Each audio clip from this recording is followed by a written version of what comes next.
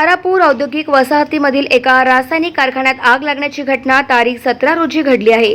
या आगीत कारखान्याच्या काही भागाचे नुकसान झाले असून यामध्ये कोणतीही जीवितहानी झालेली नाही।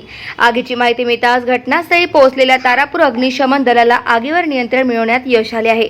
तारापूर औद्योगिक क्षेत्रातील प्लॉट क्रमांक N198 वरील आरती ड्रग्ज या कारखान्यात कंपनीत सायंकाळी 4च्या सुमारास आग लागली। काही क्षणातच आगीने रौद्ररूप धारण केल्याने परिसरात मोठ्या प्रमाणात काळाधूर पसरला होता। तारापूर अग्निशमन दलाच्या बंबांनी घटनास्थळी पोहोचून अर्ध्या तासात आग नियंत्रणात आणली। रासायनिक कारखान्याला आग लागल्याचे समजताच आतमधील कार्यालयीन कर्मचारी आणि कामगार यांना त्वरित सुरक्षितपणे बाहेर काढण्यात आले। आगीत काही प्रमाणात कंपनीचे नुकसान झाले असून यामध्ये सुदैवाने कोणतीही जीवितहानी झालेली नाही।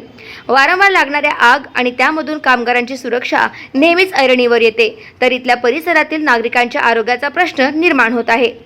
तारापूर औद्योगिक क्षेत्रातील कारखान्यात दिवसेंदिवस अपघाताची मालिका सुरूच असून औद्योगिक सुरक्षा अधिकारी कुठेतरी याबाबत गांभीर्याने कारवाई करत नसल्यामुळे अपघाताचा आलेख वाढतच आहे। गाव माझा न्यूज करिता सुमित पाटील, पालघर।